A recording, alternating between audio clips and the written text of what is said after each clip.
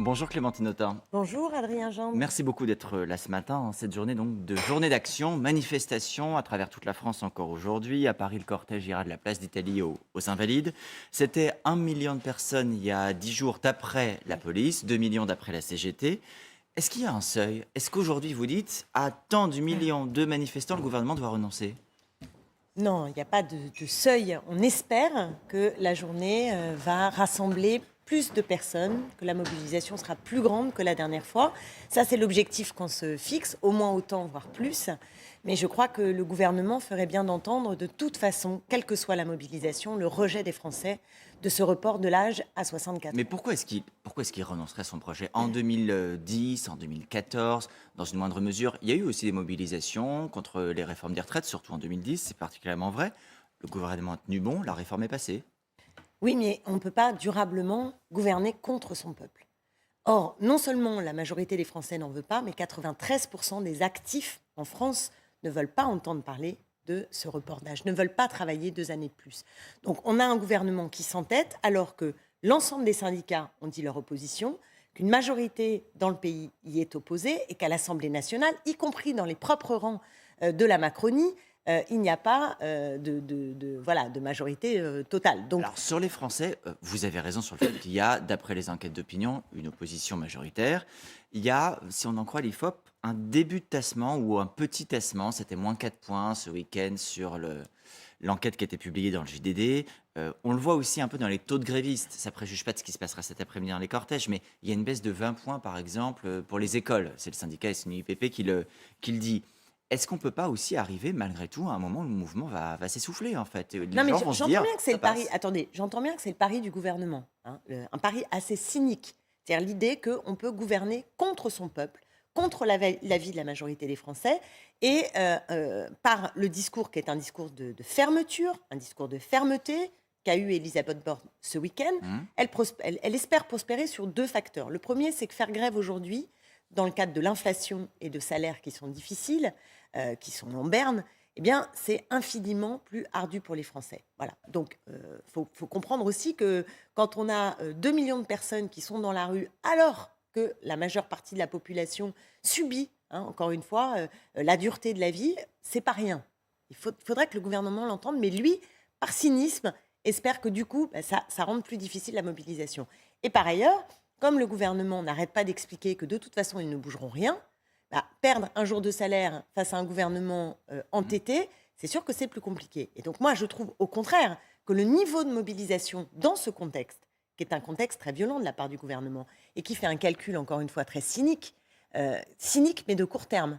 Parce que vous pensez que les gens... C'est une cocotte minute, Donc vous cette dites histoire-là. 2 millions aujourd'hui, ça vaut plus que 2 millions par le passé parce que le Exactement. contexte est différent. Oui, et par ailleurs, je pense que c'est une cocotte minute. Vous avez vu aussi le Pourquoi une sondage. cocotte minute? Une cocotte minute parce que le sondage de l'IFOP ce week-end indiquait qu'un Français sur deux sont favorables à une mobilisation de type gilet jaune, un mouvement social dans les semaines qui viennent. Donc c'est énorme. Vous le souhaitez vous-même? Ah ben moi je souhaite qu'il y ait de la mobilisation. Voilà, je souhaite qu'il y ait de la Mais mobilisation dans toute ce forme pays de parce mobilisation, que y compris si c'est du blocage, y compris si c'est et des mobilisations, on va dire, sauvages en dehors du cadre syndical établi, y compris si ça vient perturber la vie de nos concitoyens, voire dériver si sur ça des ne violences. perturbe, écoutez, si ça ne perturbe rien, les effets sont plus difficiles à obtenir. Dans l'histoire, quand on a obtenu des choses, et parfois des choses très, très fortes, hein, je pense en 36 quand on a réussi à conquérir les congés payés, ou en 68, on oublie, on pense souvent à mai 68, au mouvement des étudiants, mais on oublie qu'il y a une immense grève générale qui a abouti à une hausse Il y a eu hallucinante du aussi SMIC et à d'autres une avancées. mobilisation inverse. En fait, vous donnez raison à Gérald Darmanin quand il dit ce week-end, la NUPES ne cherche qu'à bordéliser le pays. C'est ce que vous nous dites ce Mais matin. c'est le gouvernement aujourd'hui qui bordélise le pays. C'est le gouvernement qui bordélise.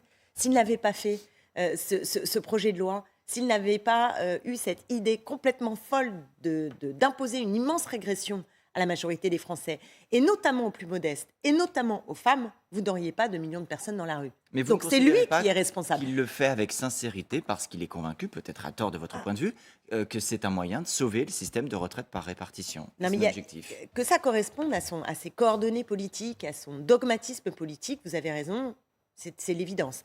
Comme le gouvernement a donné des milliards et des milliards sans contrepartie aux grandes entreprises, des milliards et des milliards aux hyper riches et qu'il est obsédé par la règle des 3%, hein, imposée par Bruxelles, mais à laquelle le gouvernement souscrit, l'obsession de la réduction de la dépense publique. Parce que ça Eh bien, nous il a un permet aussi problème de nous budgétaire. financer sur les marchés publics, Clémentine Ah, Autain. Et donc, Ah, il a un problème. on emprunte beaucoup il a un aujourd'hui. problème. Il a un problème budgétaire qui est son problème et qu'il C'est veut celui faire. de tous les Français. Ben oui, mais il y a plein Si de. demain l'État peut pas se financer, on aura tous un souci. Oui, mais si l'État ne peut pas si l'État ne peut pas se financer parce qu'il est incapable d'aller chercher les recettes là où il faut aller les chercher, hein, c'est-à-dire en étant capable d'avoir une fiscalité juste et en mettant à contribution ceux qui ont engrangé, y compris dans la crise, des revenus totalement indécents. Je pense en particulier à ces 80 milliards de dividendes redistribués l'année dernière. C'est considérable comparé aux 12 à 17 milliards annuels de trous potentiels du régime des retraites. C'est ça qu'ont compris les Français. C'est qu'il n'y a pas de justification financière. C'est un choix de société et c'est un choix économique budgétaire du gouvernement qui n'est pas forcément celui que les Français ont envie de choisir. Et on va venir à vos propositions. Est-ce que vous diriez, comme François Ruffin de la France Insoumise ce matin, que c'est un gouvernement d'extrémistes et qu'ils sont radicalisés? Oui, je trouve que là, en tout cas, l'idée que c'est l'extrême centre est une idée assez juste. C'est-à-dire qu'il radicalise des politiques néolibérales telles qu'on les a connues depuis 40 ans. Alors, il y a eu cette période de pognon de dingue où on a l'impression que ce n'était pas totalement l'austérité, mais quand on regarde ce qui a été versé par l'État, on se rend compte qu'il y a des choix économiques qui, en réalité, au bout du bout, finissent par entrer dans les clous de politique néolibérale telles qu'on les connaît depuis 40 ans. C'est pas neutre, Clémentine Autain. Est-ce que vous mettez un signe égal entre l'extrême centre, tel que vous le décrivez, et l'extrême droite, par exemple? Mais c'est pas parce qu'on met le mot extrême que tout. Je vous pose la question. Non, mais c'est pas parce qu'on met le mot extrême que tout équivaut tout. Enfin, ça n'a pas de sens. L'extrême droite, l'extrême gauche, ça existe dans ce pays. C'est des projets qui sont antagoniques. Donc c'est absurde. Ce qu'on veut dire par ce terme-là, c'est l'idée qu'il y a en effet une très forte radicalisation, un grand dogmatisme de la part du gouvernement en place qui, encore une fois, se montre inflexible et obsédé par la réduction de la dépense publique et incapable d'aller chercher les recettes là où il faut aller les chercher. Mais est-ce que c'est pas le mérite aussi de la clarté, de la constance, de la cohérence? Emmanuel Macron le dit et le répète, il l'a proposé pendant sa campagne présidentielle. Elisabeth Borne, au moins, dit ce qu'elle entend faire. Quand elle dit, vous y faisiez allusion ce week-end, ça n'est plus négociable, la retraite à 64 ans, l'accélération, la réforme Touraine sur la durée de cotisation, c'est nécessaire pour l'équilibre du système, même si vous le contestez, et que le président de la République, lui, hier, aux Pays-Bas, dit c'est une réforme indispensable quand on se compare en Europe. Au moins, il n'y a rien de caché, tout est sur la table. Ils le disent. Non, mais oui, sauf quand il dit ce n'est plus négociable, comme si cela avait jamais été négociable. Il y a eu des semaines de concertation avec les syndicats, de discussion. Sauf que la question du report de l'âge légal n'a jamais été un sujet optionnel. Ça a toujours été le cœur du projet de loi. C'était l'engagement de campagne du président de la République. Oui, mais encore une fois, les Français n'ont pas voté pour Emmanuel Macron sur cette mesure-là. Les Français ont voté pour une petite partie pour son projet globalement, et pour une large part contre l'extrême droite, ne voulant pas voir l'arrivée de Marine Le Pen au pouvoir. Donc il faut pas. Et d'ailleurs, Emmanuel Macron l'avait à l'époque lui-même reconnu. Et ensuite, il n'a pas eu une majorité à l'Assemblée nationale, ce qui est quand même un signal qui n'est pas petit et qui est assez inédit vous êtes député. en Ve République. Il se trouve que là, le texte est arrivé au Parlement, en commission des affaires sociales hier, il sera en séance publique la semaine prochaine. Est-ce que vous ne vous dites pas, en fait, ça y est, on suit le cours normal des institutions et de la démocratie. Maintenant, on va faire notre travail de parlementaire et on va voir ce qui sort de l'Assemblée et on reconnaîtra le vote de l'Assemblée à l'issue de la procédure. Écoutez, déjà, je pense qu'on a un problème avec nos institutions, c'est qu'on a une Assemblée nationale qui n'est pas tout à fait en écho avec la réalité du pays. Ce qui est un problème structurel que nous dénonçons depuis fort longtemps à gauche, parce qu'il est temps, je crois, de distiller un peu de proportionnel pour faire en sorte que le Parlement ressemble un peu plus à la réalité. Mais est-ce que vous reconnaissez quand même que le Parlement est légitime à voter les lois et qu'aujourd'hui, c'est le système? Le Parlement vote les lois. Aujourd'hui, c'est comme ça, c'est le cadre institutionnel. Le Parlement vote les lois. On est bien d'accord avec ça. Donc vous reconnaîtrez ce qui sortira du Parlement et vous l'accepterez. Non, mais attendez. Sauf que là, le problème, c'est que le gouvernement a décidé d'une procédure qui lui permet, quel que soit le vote du Parlement, d'agir par ordonnance au bout de 50 jours. Donc c'est une forme de 49.3 déguisé. Madame Borne était Madame 49.3, elle est maintenant Madame 47-1, du nom de l'article de la Constitution qui permet au bout de 50 jours tout simplement de dire terminé, quel que soit votre vote. C'est dans la Constitution le permet. Le gouvernement ne fait que respecter la Constitution. Le gouvernement, bien, j'entends bien, mais je vois à quel point la Macronie, depuis 6 ans, tire le pire de la Ve République, que nous combattons. Je pense que cette 5e République est totalement obsolète. Je pense qu'on a une défiance à l'égard des institutions qui correspond aussi à ce décalage entre le fonctionnement institutionnel et la réalité du pays, et que les Français ont le sentiment juste de ne pas suffisamment participer et de ne pas être correctement représentés. Notez qu'à l'issue de l'élection législative, la dernière, en voix, la NUPES était majoritaire, pas majoritaire, elle était devant, pardon. Elle était devant, elle était en tête des 3 pôles. C'était la NUPES qui était en tête. Et vous voyez qu'à l'Assemblée nationale, ce n'est pas exactement la réalité On a un fonctionnement que l'on observe. Voilà. Majoritaire. Juste, Voilà. puisque vous dites, très bien, on prend acte, et ce n'est pas les institutions telles qu'on les souhaite. Est-ce que vous allez faire en sorte que le vote ait lieu? Parce qu'il y a une partie, vous dites 49.3, il y a un risque, etc., capacité du gouvernement à ne pas faire de vote à la fin, ça dépend aussi de la manière dont vous, opposition, vous allez vous comporter dans l'hémicycle. Si vous faites ou pas de l'obstruction, ou si vous êtes constructif dans le débat et essayez de trouver des alliances. Donc, quelle sera, vous, votre stratégie pendant les débats à l'Assemblée? Alors, d'abord, on a dit depuis le début qu'on essayait d'avoir une stratégie qui puisse s'adapter à toute l'évolution de la situation. L'évolution de la situation, c'est en écho aux mobilisations sociales. Voilà, on est aussi des accompagnateurs, d'une certaine manière, de la mobilisation et du souhait de la majorité des Français. Donc, on s'adapte à ça. Et donc, aujourd'hui, la stratégie adaptée, c'est quoi? Non, là, pour l'instant, on est en commission. Donc, vous verrez à partir de lundi, je dirais que les choses vont commencer. Mais il y a plein d'articles. On a le temps de voir venir. Je veux dire, adapter la stratégie, c'est en fonction des articles, en fonction des semaines, et aussi en fonction de l'attitude des différentes formations politiques. Vous l'imaginez bien. Même si aujourd'hui, c'est assez amusant d'avoir l'impression que M. Ciotti est devenu l'aile gauche de la Macronie. J'étais pas prête, personnellement, à assister à un tel... Mais vous vous en félicitez, visiblement. Ah non, je m'en félicite pas du tout. Je trouve ça assez effrayant. Mais en creux, ce que je comprends, Clément Tunotin, c'est que vous nous dites, on ne fera pas forcément de l'obstruction, on sera peut-être plus malin que ça, Pas et s'il forcément, faut retirer des amendements Et puis on peut faire de l'obstruction à certains moments et pas à d'autres. Ça s'appelle la tactique parlementaire. Et je vous assure qu'au fur et à mesure, nous allons adapter notre stratégie pour être le plus efficace possible et pour qu'au bout du bout, on obtienne le retrait du projet de loi, et notamment par la force de la mobilisation. Parce que nous, parlementaires, nous avons évidemment un pouvoir à l'Assemblée nationale, mais la vérité des prix, c'est que c'est le nombre, seulement le nombre, la force du nombre, la masse de la mobilisation qui peut contraindre le gouvernement. Mais vous dites le retrait, mais ça ne vous intéresse pas d'améliorer le texte? Parce qu'il y a quand même une probabilité qu'on ne peut pas écarter, que le gouvernement réussisse à faire passer son texte, aussi pour les raisons institutionnelles que vous rappeliez tout à l'heure. Est-ce que vous ne dites pas, nous, on veut profiter de la discussion pour avancer, je ne sais pas, sur les femmes, sur les carrières longues, sur les seniors? D'ailleurs, vous avez vu qu'on a déposé de très nombreux amendements, dont malheureusement une partie, et c'est important de le dire, ne sont pas recevables. Là, hier, on a étudié les régimes spéciaux, vous le savez. Et nous, on avait toute une série d'amendements pour, en fait, créer de nouveaux régimes spéciaux sur des professions, des métiers qui sont particulièrement pénibles et qui mériteraient d'être protégés avec des premiers de corvée, qui mériteraient de partir à la retraite beaucoup plus tôt. Ces amendements n'ont pas été jugés recevables à cause de l'article 47-1 qui contraint, en fait, la recevabilité des amendements. Donc, quand je vous disais tout à l'heure que le gouvernement a fait le choix d'une procédure qui est une procédure anti-parlementaire, en vérité, qui s'oppose au pouvoir du Parlement. Il se prémunit aussi de l'obstruction que vous auriez pu utiliser pour le ralentir. Il se prémunit surtout d'un échec à l'Assemblée nationale de vote. Juste sur les régimes spéciaux, vous pointez un élément très important. Est-ce que vous êtes fondamentalement convaincu que c'est forcément juste, les régimes spéciaux? Parce que ça crée une différence entre Français. Et il y a des gens aujourd'hui qui, peut-être de manière méritée, bénéficient de ces régimes spéciaux et ceux qui n'en bénéficient pas. Est-ce que le critère du régime spécial a encore une pertinence dans le monde du travail d'aujourd'hui? Oui, moi, je crois que oui, parce qu'en fait, ce sont des conquêtes à chaque fois. C'est-à-dire qu'à chaque fois qu'il y a eu un régime spécial, il y avait des raisons d'ailleurs objectives. Et en fait, on a réussi à faire en sorte de protéger une partie du salariat. Donc, les régimes spéciaux, ils ont une histoire. Il faut que chacun comprenne que ce sont des conquêtes. Si on veut les mettre à bas, en général, c'est pour tirer tout le monde vers le bas. Quand la question des régimes, elle revient à chaque réforme des retraites, on a droit au moment des régimes spéciaux.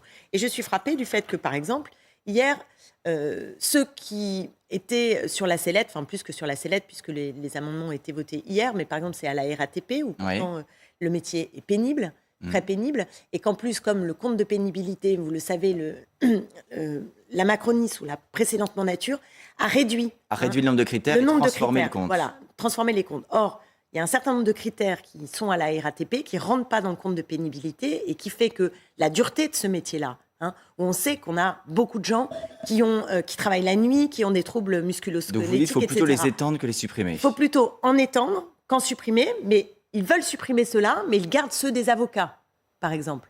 Donc, Alors les avocats sont autonomes aussi, on ne va pas faire les régimes Oui, à part un, mais il se trouve qu'il y a des régimes qui ont leur oui, mais autonomie et qui fonctionnent en vous vase voyez, clos. c'est juste pour dire, Sans c'est juste solidarité pour dire que nationale. quand on commence à regarder, on sait aussi qui la Macronie entend protéger et sur lesquels elle veut à nouveau s'abattre. Puisque vous parlez de la Macronie, tout à l'heure, je faisais allusion à Gérald Darmanin ce week-end. Il disait aussi, oui, il faut travailler plus, il ne faut pas dire autre chose, il faut l'assumer. Il faut se lever tôt pour aller travailler. Oui, il faut bosser à l'école.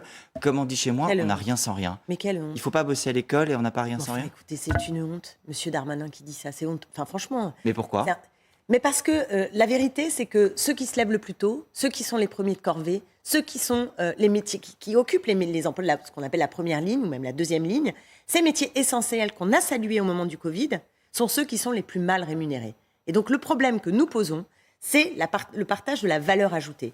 C'est-à-dire, est-ce qu'on donne davantage au travail et moins au capital, ou est-ce qu'on continue dans cette course folle à la financiarisation de l'économie que soutient M. Darmanin? Mais là, il met et qui en fait- avant le travail, justement. mais c'est pour ça que je vous dis que c'est honteux.